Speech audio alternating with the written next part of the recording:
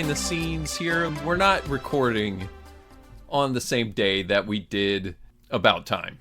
I don't think it matters, though. Well, it does to me a little bit, and here's why. Okay. The movie that we've covered since then, the method of time travel that we end up ranking in that, really throws a wrench in that list for me. Because I'm looking at it, and the time travel method for About Time is way too high. I really don't like that, that method of time travel. Go into a room and clench your fists? It's bad. Strain? We have it above The Simpsons EMDR tappers, and I think I like the tappers better. So do you just want to re-rank it? Is that what you're suggesting? I don't know. It's you want to call an audible on the placement of I don't like it. Do you go somewhere dark and clench fists? It's way too high. All right, it is kind of dumb. But I don't know if we can do anything about it at this point. Look, I think if it went anywhere else, I feel like it would go directly under the EMDR tapper. I think it's mostly in the right place. Not you? Where else would it go? Well, you think it's above or below the time travel hammock from La Chatée? Ceci est l'histoire d'un homme marqué par une image d'enfance. I think it's just because the time travel methods that we've been ranking this year are really weak. Most of them have been super weak. Most of them just seem like things that happened. Yes. Yeah. And it just doesn't compete with some of our better top 3, top 4 time travel methods. And right. It just hasn't been sitting well with me since we recorded last. But I think we're going to get into some that are going to be much better than what we've done so far. Yeah. So we'll leave it. I don't think there's any meddling after an episode is in the can. Yeah, I really don't think ultimately it's going to matter too much. Because I think... because it's just a dumb podcast anyway. I mean, like, it's who the fuck cares? Like, the world is on fire right now. But I think that from, say, number 7 down, those are just going to get progressively lower and lower. Yes. And I think that a lot of what we've got coming up is going to rank above the 7 spot. Okay. So all right. That's why I think that. I won't lose sleep over it then. Because what have we got? What do we got to look forward to? We got Frequency, which is pretty unique. Interesting. Demolition Man, which is probably going to rank on the lower end. Hey, man, no spoilers. Primer, which will probably be up there. You know, I'm not in this speculation game you got going on here, Brian. We're going to watch Time Bandits later this year, too. Oh. So, I mean, there's going to be some... I haven't seen Time Bandits before. Ever? Ever. Oh, my God. Yeah. That's going to be wild. But look, we're here to discuss... I want to say the cinematic Rachels, but there's only one Rachel. There's only one Rachel involved in this. None of the other cinematic Rachels appear in these movies. One of the movies that she was in, we talked about before The Bold New Era. Right, because it was sort of tangentially related to what was going on in the second season of Quantum Leap. Exactly. And that was The Time Traveler's Wife. We watched, I guess, Spring. We watched about a year ago. Yeah, I'd say it's still worth a listen to go back and listen to. Probably not worth a watch. I don't know. I mean... Maybe don't spend too much time on that. Watch it because it will help you contextualize our podcast easier. Yeah, like a watch along, but... Yeah, but it's not... It is not all that. But the point is, she's got a trilogy. And like any great trilogy, Star Wars, for example, goes 2, 1, 3. Sure. Right, clearly. Yeah. And well, I wouldn't go clearly on that because there are people who disagree with that, and I think those people are nuts. Yeah, well, there are wrong people in the world. And I'm also really splitting hairs with Return of the Jedi. I mean, like, you rank it in 3rd place. It's not a bad movie. No, it doesn't mean it's bad. It's just it is of just the not 3. Empire and A New Hope. That's right. all. Well, look, everybody does it. You've got the Rocky movies that are clearly 1, 6, 2, 4, 3, 5. Yeah. Yeah. And then, I mean, you're probably... And then probably right. You've got Mission Impossible, which is 4, 1, 5, 3, 6, 2. Okay. I mean, it's easy. I think 5 I would rank higher on that list, but that's about the only change I'd make to it. Yeah, 6 is overrated. People love 6. So this would be Fallout. Mission Impossible Fallout. Yeah, the one where Henry Cavill reloads his arms. I am willing to grant you that Fallout is overrated. I think Rogue Nation is underrated, personally. Well, I mean, I got it at 3, right? So, or 4. No, I think you had it at 4. Yeah, I don't know. I'm having a hard time keeping track of these. The point is, you got to rank series. All anybody cares about. The only entertainment currency now is ranking shit. Right. And so, with that in mind, I want to look back at these 3 movies that, for some reason, Rachel McAdams made within the span of, what, like 7 years? Yeah, okay. And they all involved her being associated romantically with a time traveler. It's so weird. Like, what are the odds? I just gotta believe she's, like, into time travel. Is Rachel McAdams one of us? I don't know. Maybe she's a listener. She hasn't written in yet, I can tell you that. No, she hasn't. But, in fact, after this is all over, she'll probably just slap a restraining order. But, but I like Rachel McAdams a lot. And these 3 movies... Yeah, what was the release order? The release order was Time Traveler's Wife, Midnight in Paris, About Time. So in the order that we watched them. Okay. Yes. Yeah, that's why we watched them in that order. You're so good. You're so good as a programmer. None of them are prequels to the others. They all... So far as we know, they are time travel. I mean, I think some of them are prequels to themselves, depending on what scene you're watching. It's just time travel. Wacky fun. Yeah, so this seems pretty clear to me. Well, and this, for anybody who remembers these episodes where we talked about these movies, I think that it should be pretty obvious. Because it's kind of like Goldilocks and the 3 Bears. Oh? You know, in that one of the movies was fairly reviled by us, I think. Yeah. We just didn't like much at all. One of the movies kind of lands right in the middle, and the other one is like, a movie. Yeah. Yeah. That's look, true. Film. Isn't that nice? You have a glazed look in your eye. Stunned, stupefied, anesthetized. The bottom. Yeah. Perhaps regrettably, the one that's the best is the work of Woody Allen. Yeah. But, I mean, look, I cannot knock the result, especially when so many talented people worked on that movie. For sure. So... I'm not sure how you want to reveal this. I think it's not a big secret that Woody Allen, that's the best one. Oh, far and away. Right. It's the one that you like Rachel McAdams' character in the least. Yes. And that's by design. She is meant to be an insufferable bitch. It's a coincidence. It's like in that movie. Yeah. So for me, top to bottom, we're looking at Midnight in Paris, followed by About Time, and then... Let's just be honest, The Time Traveler's Wife was a misfire on so many levels. Yeah. Yeah. Let's freak each other out. Sound good? Great. Okay. Can't wait. It's just not what anybody was looking for. I can't imagine that your list differs from mine. No, not a bit. About Time has redeeming characteristics. And now, a year later, I'm really struggling to recall something I liked about The Time Traveler's Wife. Yeah, no, there wasn't much. We were really giving it the benefit of the doubt. And as I said in the podcast for About Time, the more I think about that movie, the less I like it. About Time. About Time, yeah. Yeah, I mean, it's... too tall, too skinny, too orange. But here's the question, Brian, is how does the rest of the world feel about this? And if there's any metric by which we can rank movies, it must be the tomato score. Am I wrong? The tomato score is like the 2001 monolith. Right. Of cultural impression. It's like, should we go see this movie? What is the tomato score? You know? Exactly. It is the be-all, end-all, for better or worse. And Rotten Tomatoes, I feel like, a few years ago anyway, was getting a lot of unnecessary flack, especially from the Snyder Bros. I think maybe that they've quieted down is the reason we don't hear so much about it, because there was a portion... review bombing there and was stuff. A portion of the population that doesn't understand aggregate data, right? So they look at tomato meter. Yeah, I don't think the portion of the audience has really grown. I don't think it has either. I think the people who didn't have just kind of quieted down because Snyder made a string of stinkers and he's not going back to the DC stuff now, so like the fight is over. Tell me,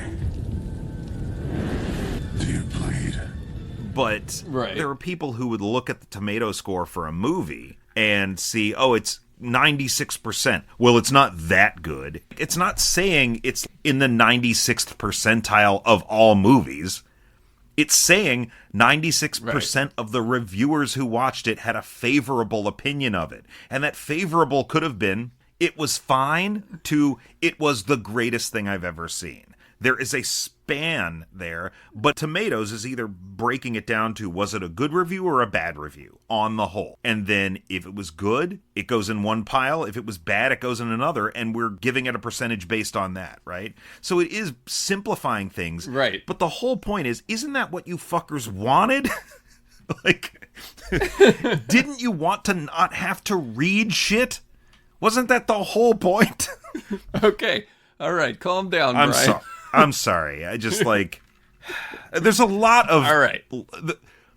The general public not knowing how to do basic math has turned into such a colossal problem in the last 4 years. It's nothing we're going to solve tonight. No, so let's simplify things even more. So what we're going to do now, Nate, you're looking at Rotten Tomatoes. I've got the screen up. I haven't looked anything up yet. Okay, so we're going to go through these 3 Rachel movies, and I'm going to guess the tomato score and the user score.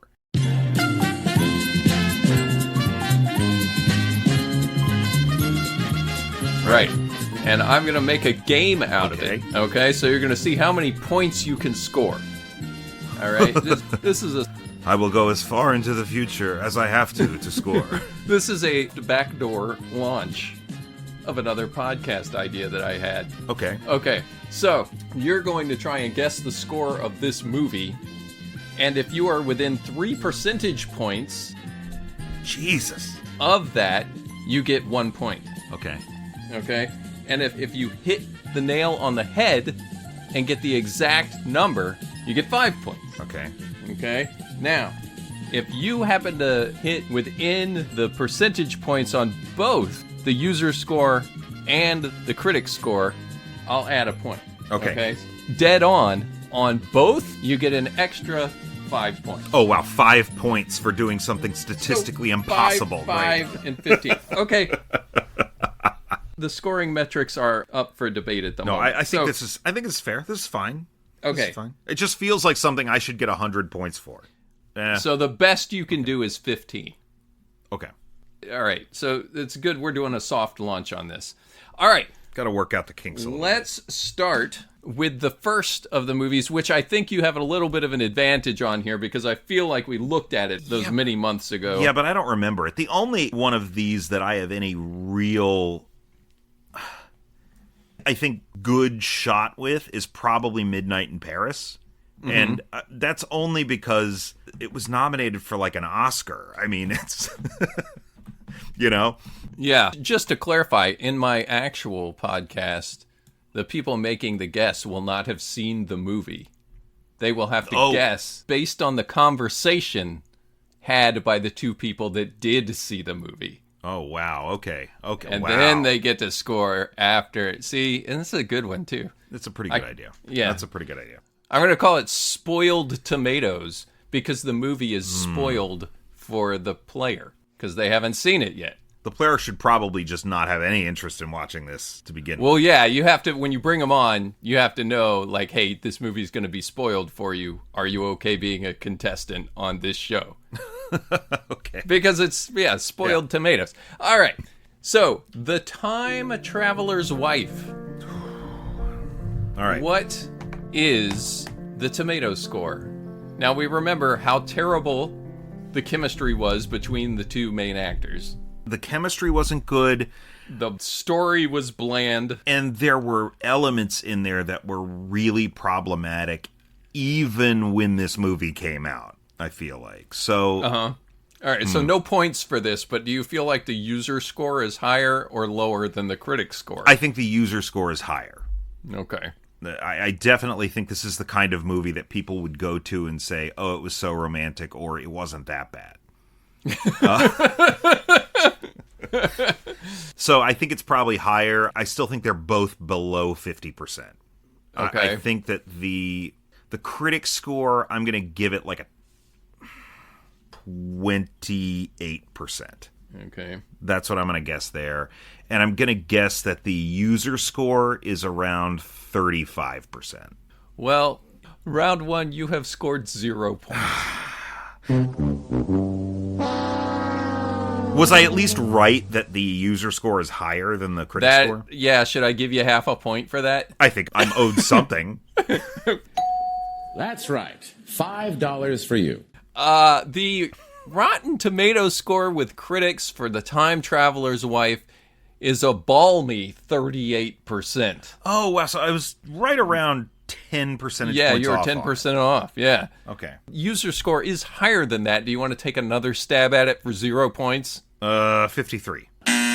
59. Oh, wow. That's too 59 high. points. Sorry, that's too high, but it does feel right. Like, it feels like the sort of score users would give it. Okay. I don't know what you're talking about. It's romantic. Exactly.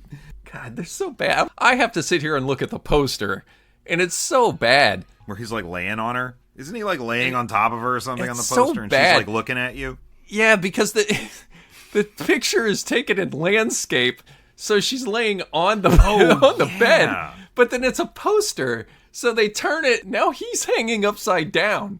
It's so stupid. What a fuck that movie. But she looks great on the poster. Well, it's hard for her to look bad. It is hard for her to look bad. I don't. Despite the mom in About Time. You know, there's so many of her. There's so many of her out there. Is she like the Joel Kinnaman of women? One of those disposable white guys. He was in Suicide Squad. I think he played Flag. Oh, about? yeah, RoboCop. Yeah. The That's new Joel RoboCop. Kinnaman.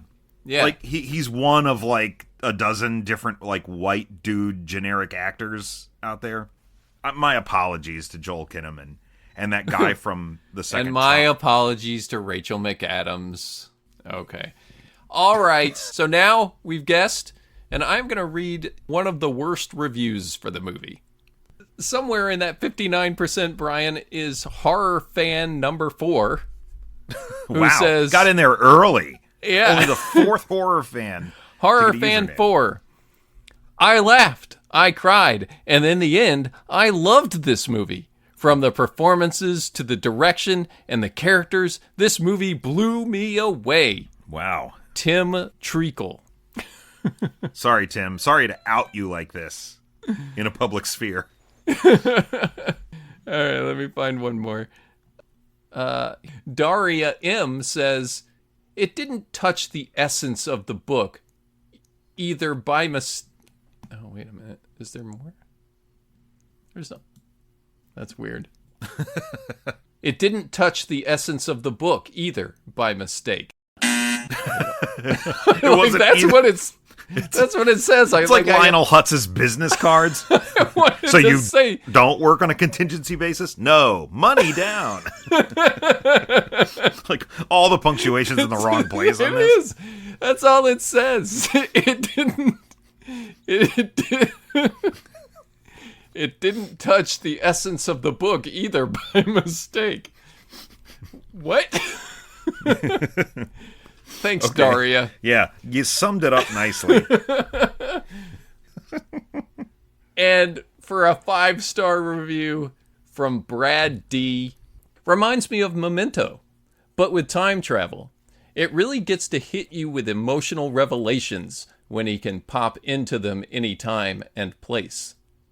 Into the emotional revelations. I guess. Yeah. What is them? I don't pop into them Who is anytime they? and place. Yeah. Yeah. Thanks, Brad. 5 stars. It reminded me of Memento because the whole time I was watching it, I kept thinking I could be watching something good. And I thought, what about Memento? That's good. All right.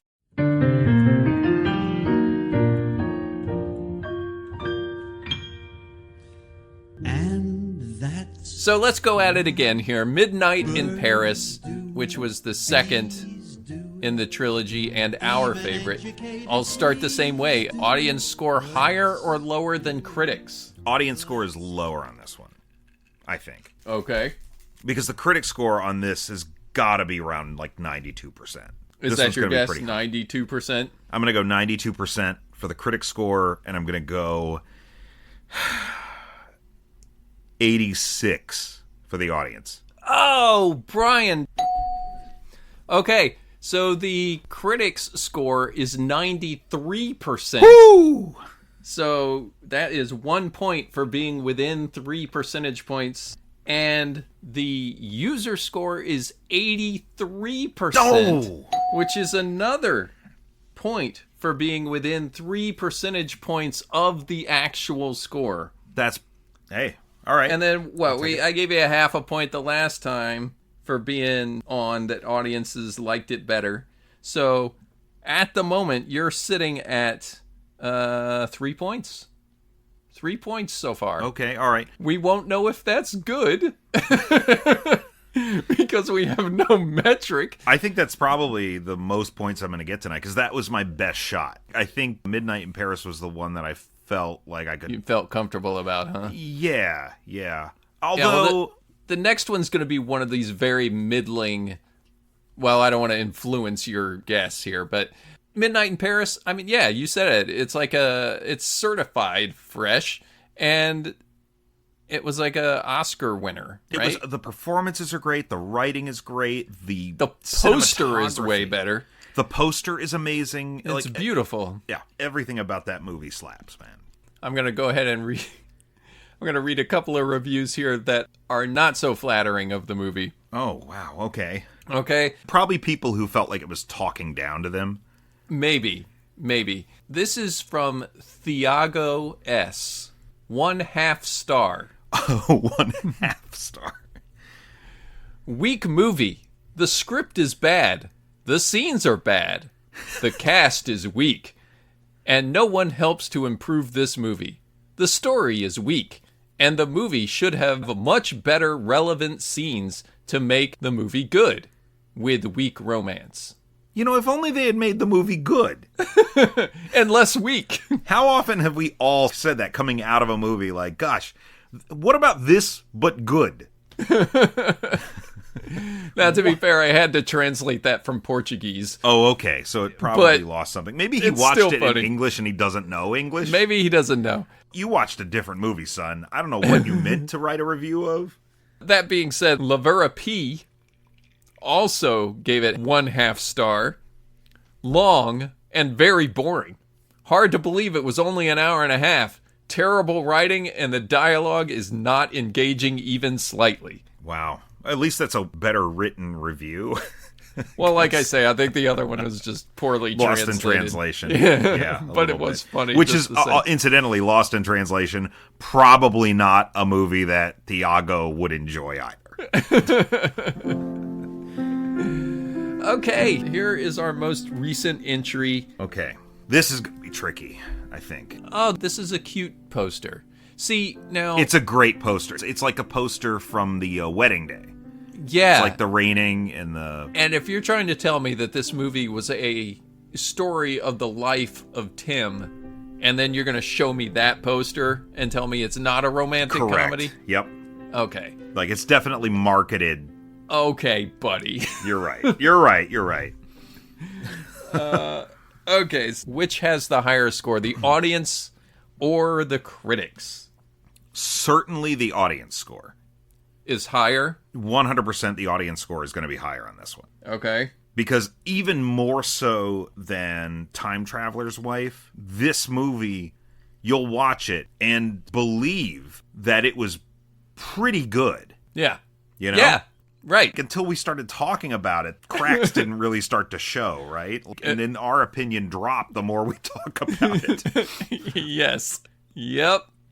So I'm going with the audience score being higher. I think the spread between the audience and the critic score on this one is going to be wider than either of the other two movies. Yeah, okay. I think it could be upwards of like 20 points. Okay. And I'm going to go with a critic score of 48%. Wow. And I'm going to go with an audience score 62. Wow. No, you are walking out of here with 1/2 point. Because the audience score is considerably better Well, as critics score, you said 48? I did. 71. Jesus Christ! 71%. Oh my God. Now, you get half a point because the audience score is higher than that. Golly, wow. Sitting at a balmy 82%. 82%. It doesn't surprise me. It doesn't surprise me to hear that. The popcorn bucket is full. What did Thiago say about this one? I don't know if Thiago watched this one. Good movie. Good dialogue. Good acting. Not weak. Strong movie. Here's a half-star review. But they've remained nameless. And an anonymous scorer gives this movie half a star. There could have been more to this movie. Plus, for every action, there's a reaction. So when he changes something in the past, something bad happened to him in the future. Plus, you can't go into the past anyway. Your molecules would disintegrate. Wait a minute, what? Anyways, you can't go into the past, so this movie is... What? Yeah, it didn't make any sense. You can't do any of this shit. It's a movie. None of them are real. This is the worst guy in the world to go watch a movie with. Here's why time travel doesn't work. Man, that is the only really bad score I can find. Except I've got another one. This makes me laugh because the user is person 1. Really got in there early. Person 1. Person 1. Here's his half-star review. Didn't like this. Boring. Very wordy. Didn't finish it. Didn't finish it. When do you think he stopped watching this? I don't think they were married. Where I think he stopped was during the dinner in the dark scene. That'd be a little early. I'll say it's before the return of Margot Robbie. I was going to say, given his... I mean, definitely before that. But given his complaint, his specific complaint about it being too wordy and not interesting... Yeah. I bet when the picture went out and he just kept hearing them talk... There are very few movies I just straight up don't finish. Yeah. And About Time comes nowhere near them in terms of quality. Well, that's because you're part of the 82% that would give this audience score. I probably would. I mean, I probably would veer... You wouldn't give it 80%. No, but that's the whole point of the aggregator. Like, my review would be positive enough of this movie to be positive, despite the fact that I would also have problems with it. Right? How about M. Gorin, whose 1-star review says... Somebody recommended this movie to me as interesting, and I believed them. Big mistake. They are dead to me now. But that was fun. What did you run away with here? Let's see, a half a point here, 2.5 points there, with a whopping score of 3.5 for the Rachels. That feels pretty good, actually. I feel like this game is very hard. It feels really bad, yeah. This game seems very difficult. Yeah. Maybe I should give more points. Maybe within 5 percentage points. Here's what I think you should do. You've got to get the right 10s in there. That seems a little too easy. You think that's too easy? I don't know, because I was like way off on that one. Just because you're bad at it doesn't mean it's not. Our work is done. I move we adjourn.